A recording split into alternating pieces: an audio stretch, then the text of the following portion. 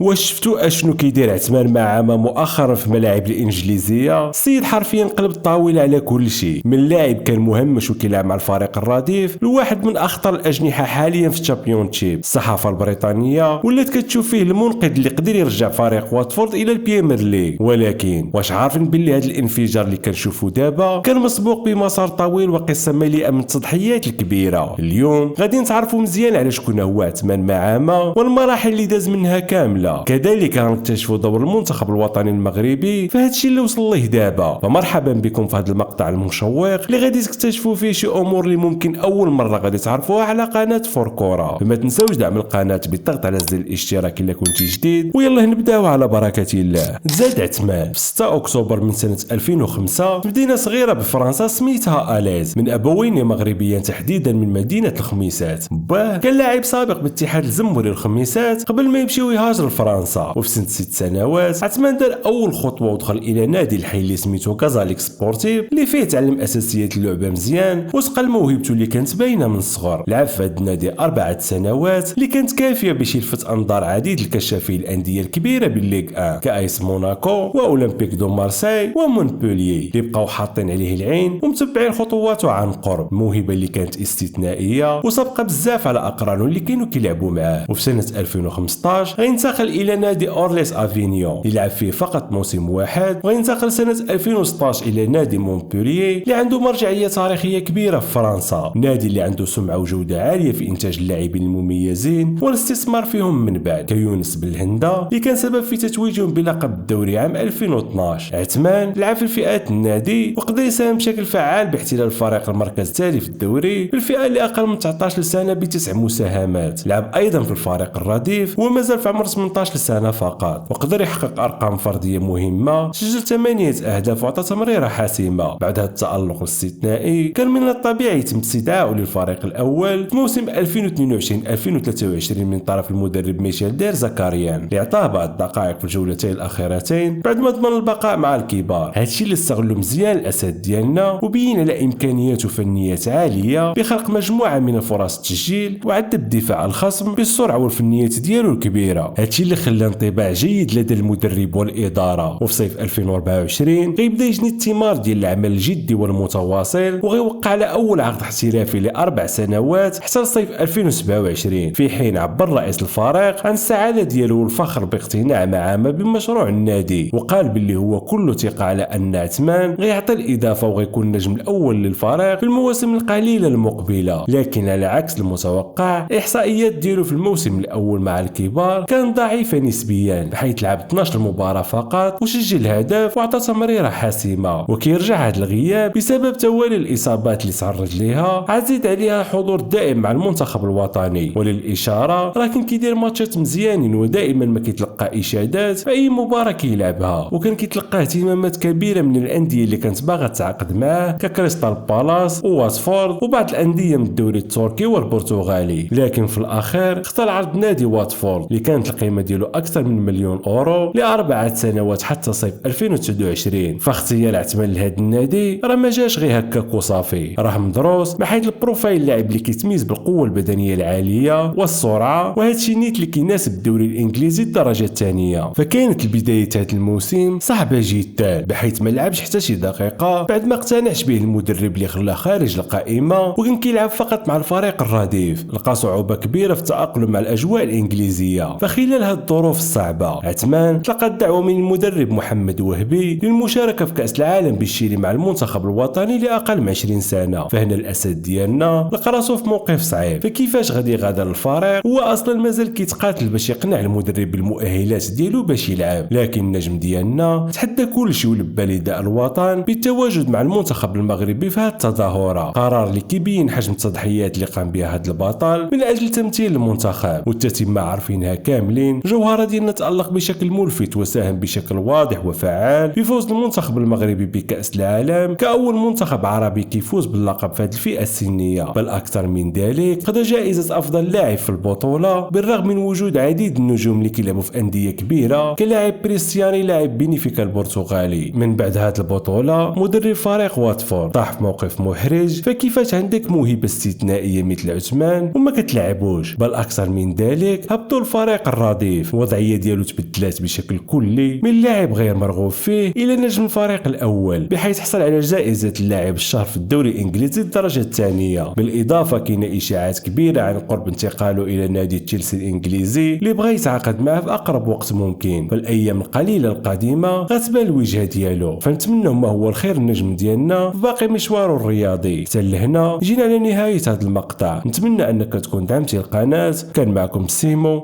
تهلاو.